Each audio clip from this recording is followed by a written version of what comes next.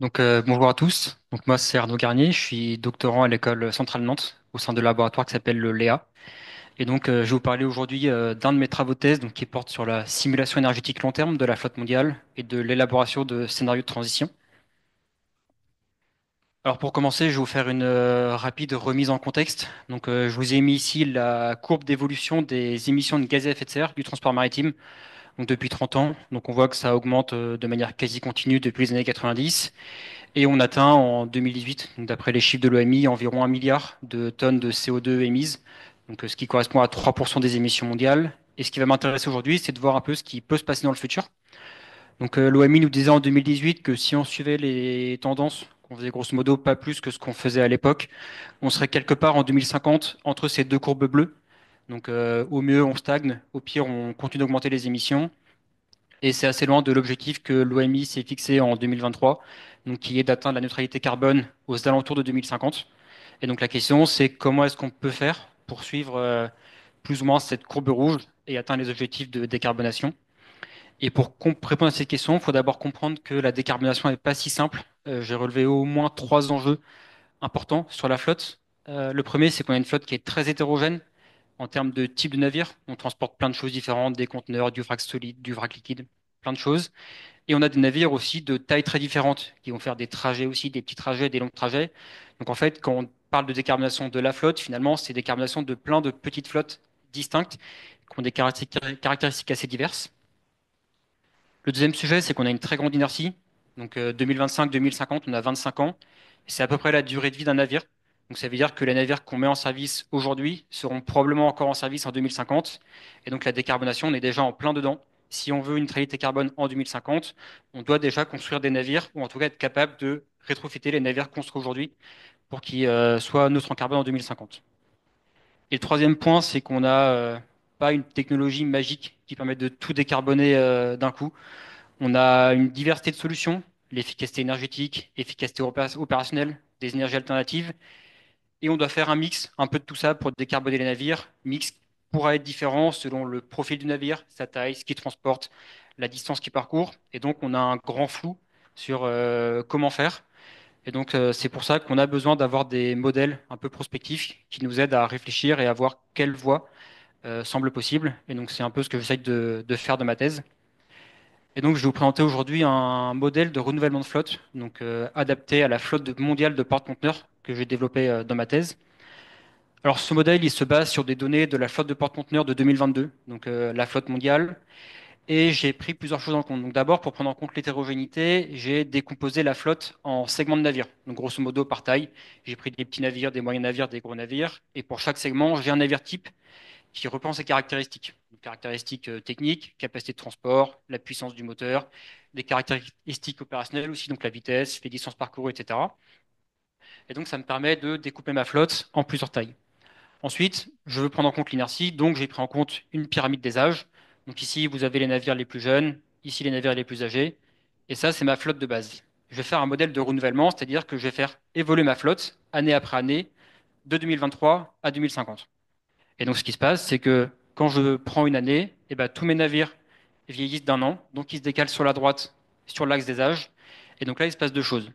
La première chose, c'est que j'ai des navires qui deviennent trop vieux. J'ai fixé ma durée de vie à 30 ans, et donc tous les navires qui dépassent 30 ans, je considère que je dois les enlever de la flotte et je les mets à la casse. Si je mets ces navires à la casse, il faut que je les remplace. Donc je vais devoir construire des navires. Ces nouvelles constructions doivent répondre à deux objectifs. Le premier, c'est de remplacer la capacité de transport perdue avec mes navires détruits.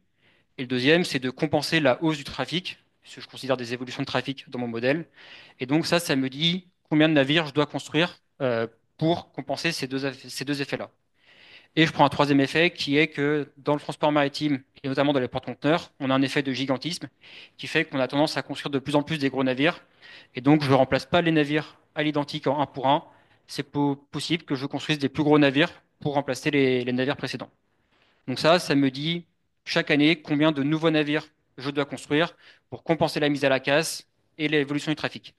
Et après, je vais me demander quels sont les critères, et notamment quelle est la taxe carbone nécessaire à appliquer pour que ces navires nouvellement construits utilisent des technologies décarbonées. Et donc pour ça, je définis un modèle énergétique à l'échelle d'un navire. Et donc, ce modèle énergétique, je le décompose en trois. Je me dis, un navire a trois besoins d'énergie. Il a un besoin d'énergie pour la propulsion, donc là, c'est tout ce qui est en vert. Un besoin d'énergie électrique, tout ce qui est orange. Et un besoin d'énergie thermique, ce qui est bleu. Pour chaque besoin d'énergie, j'ai plusieurs technologies possibles. Pour la partie propulsion, je vais avoir ma technologie conventionnelle qui est du HFO dans un moteur thermique. Ça me fait avancer mon navire. Et après, j'ai des alternatives. J'ai par exemple du LNG. Ça reste un carburant fossile, mais c'est une alternative possible au HFO. Et ensuite, je considère quatre alternatives décarbonées.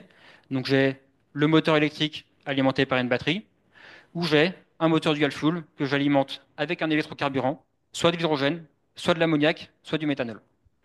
Donc pour chaque navire nouvellement construit, je vais me dire j'ai six possibilités de systèmes propulsifs et le navire devra choisir un de ces systèmes-là. Je fais pareil pour la partie électrique. Donc j'ai la solution conventionnelle qui est un moteur diesel et quatre alternatives. Donc soit une batterie auxiliaire, soit une pile à combustible qui est alimentée par de l'ammoniac ou du méthanol ou l'hydrogène. Donc encore une fois, mon navire va devoir choisir entre un de ces cinq systèmes pour la production d'électricité. Et pour la partie thermique, pour le moment, je ne considère pas d'alternative, j'ai une chaudière diesel. La question que je me pose, c'est comment faire pour que mon navire aille plutôt vers une technologie décarbonée que la technologie conventionnelle. Et pour répondre à cette question-là, je vais définir un modèle économique où je me dis, l'armateur, ce qu'il va choisir, c'est la solution la moins chère. On va chercher à construire la flotte de nouveaux navires qui coûte le moins cher possible. Et ma question, ça va être de me dire quelle taxe carbone je dois appliquer pour que les technologies décarbonées deviennent compétitives par rapport aux technologies carbonées. Et donc, mon modèle économique qui se repose sur cette équation-là. Donc ici, j'optimise pour chaque année entre 2023 et 2050 et je cherche à avoir le coût de la flotte le plus faible possible. Donc j'essaye de minimiser mon coût de renouvellement de flotte. Mon coût de ma flotte, il est composé de deux choses. J'ai un CAPEX, donc un coût d'investissement du navire. Ce CAPEX, il est différent selon le segment du navire, donc sa taille, et selon la configuration technologique qu'il va choisir. Donc c'est le petit indice C qu'on a ici. Donc la configuration technologique, c'est un système propulsif, un système électrique et un système thermique. Donc grosso modo, d'après le schéma qu'on avait avant, j'ai 30 combinaisons possibles et le navire devra en choisir une. J'ai dans mon coût aussi des coûts opérationnels qui se décomposent en deux parties. Un coût pour la consommation d'énergie, donc l'énergie, le carburant que je consomme, et j'ai un coût du coût carbone que je modélise via une taxe carbone, tout simplement, donc en dollars par tonne de CO2. Et pour arriver au coût de ma flotte, il faut que je multiplie tout ça par le nombre de navires que je construis. Et c'est ma variable de décision, savoir sur les navires du segment S que je construis, combien vont choisir telle technologie, donc pas technologie C, combien j'en aurai en technologie décarbonée. Pour bien comprendre, j'ai mon modèle de renouvellement qui me donne le nombre de navires que je dois construire. Et le modèle économique me dit quelle technologie je dois construire pour avoir la solution la moins chère possible. Et donc j'ai quelques hypothèses. Là, je vous mets un exemple d'hypothèse que je prends. Donc j'ai un coût d'énergie qui diminue. Pour aller rapidement, ici, vous avez les énergies fossiles qui sont moins chères que les énergies alternatives. Et donc, il faut forcément une incitation économique pour aller sur les énergies alternatives. Donc, pour passer au résultat, la question que je me suis posée, donc, c'est quelle taxe carbone il faut appliquer pour arriver à décarboner ces navires. Et donc, les résultats sont là. Si j'applique une taxe carbone de 0 $ par tonne de CO2, donc pas de taxe carbone, voilà le mix énergétique de mes nouvelles constructions. Donc, année après année, on voit qu'on a deux couleurs. Donc, on a 80% de l'énergie consommée qui est du HFO, 20% c'est du MDO. Donc, grosso modo, solution conventionnelle, pas de surprise. Si j'augmente ma taxe carbone, je passe à 100 $ la tonne de CO2. Donc là, je change de couleur. Et ce qu'on voit, c'est qu'en fait, je remplace le HFO en noir par du GNL en orange. Donc, j'ai une alternative, mais ça reste du carburant fossile. C'est pas encore de la décarbonation. Pour arriver à décarboner, il faut qu'on atteigne une taxe carbone d'environ 650 $ par tonne de CO2. Et à ce moment-là, on se rend compte que les carburants alternatifs deviennent compétitifs à partir d'environ 2040. Donc on commence à décarboner, mais pas tout de suite, et on est déjà à 650 $ la tonne de CO2. Donc c'est à remettre en comparaison avec les 100 et 380 $ qu'on a vu juste avant. Et si on veut être compétitif dès aujourd'hui, dès 2023, il nous faut une taxe carbone d'environ 900 $ la tonne de CO2. Donc on voit qu'on est quand même assez loin des chiffres dont on a parlé juste avant. Ce qui est intéressant de regarder après, c'est ce que ça donne en termes d'émissions. Donc ce que j'ai fait, c'est que pour chaque niveau de taxe carbone, je calcule les émissions de ma flotte en 2050 et je les compare à ceux qu'on avait en 2008. Donc 2008, c'est la base qui est fixée par l'OMI pour tous les objectifs de décarbonation. Donc ce qu'on voit, c'est que, par exemple, si j'ai une taxe carbone de 0 $, Ici, c'est mes émissions 2050. Elles sont 20% supérieures à mes émissions 2008. Donc je décarbone pas, logique, je reste en solution conventionnelle. Si je passe à 100 $, je passe sur du LNG, je peux espérer réduire mes émissions d'environ 10%. Et on a une vraie décarbonation qu'à partir de taxes carbone très élevées, où là, du coup, 650 $, on le retrouve ici, et on arrive à décarboner en grande partie la flotte, et on se rend compte qu'on arrive à un palier ici. Donc tous les navires que je construis utilisent un système propulsif décarboné. On a un palier pour plusieurs raisons. La première raison, ce qu'on a vu avant, c'est qu'en fait, je décarbone pas encore mes systèmes auxiliaires électriques et thermiques, notamment parce que en termes de coût, j'arrive pas à décarboner encore la partie électrique. Et pour la partie thermique, j'ai considéré qu'une chaudière au diesel, donc en fait, je ne considère même pas de décarbonation. La deuxième raison, c'est l'inertie. Je modélise sur 27 ans, je considère 30 ans de durée de vie. Donc en fait, ma flotte finale, il me reste des navires auxquels j'ai pas touché, qui fonctionnent toujours au carburant fossile. Et la troisième raison, c'est que les carburants alternatifs que je considère, j'ai pas une intensité carbone de zéro. Je prends une intensité carbone well to wake, et donc j'ai des émissions liées à la production de ces carburants. Et donc c'est pour ça qu'ici, j'ai pas un moins 100%. Et en plus de ça, je ne considère pas d'efficacité opérationnelle ou énergétique qui pourra permettre d'aller encore plus loin.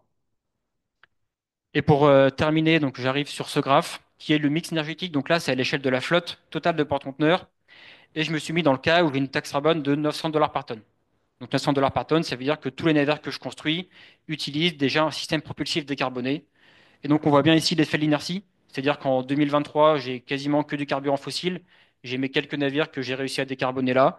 Et petit à petit, je remplace mes navires fossiles par des navires à énergie alternative. Et on voit bien que même avec une très forte taxe carbone, bah, en fait, il nous faut beaucoup de temps lié à l'inertie du système pour arriver à décarboner. Et le dernier chiffre sur lequel je vais finir, c'est celui-là. En 2050, on estime que le besoin en électrocarburant serait de 2,5 hexajoules pour la flotte de porte-conteneurs mondiale uniquement. Et ces 2,5 hexajoules, il nous faut de l'électricité renouvelable pour les produire, environ 1100 TWh. Si on veut comparer ça à la capacité de production qu'on a à l'heure actuelle, c'est 12% de ce qu'on est capable de produire dans le monde en 2023. Et au niveau de l'UE, c'est 93%. Donc c'est colossal. On parle ici que des porte-conteneurs, on ne parle que du système propulsif. Et donc voilà, on se rend compte qu'il y a des sujets technologiques sur les navires. On doit développer les technologies pour qu'on puisse utiliser ces nouveaux carburants. Mais on a aussi des gros sujets sur la production des carburants. Car si on a les technologies mais qu'on n'a pas de carburant, derrière, on ne va pas arriver à décarboner. Donc voilà. Donc, merci pour votre écoute et si vous avez des questions, n'hésitez pas.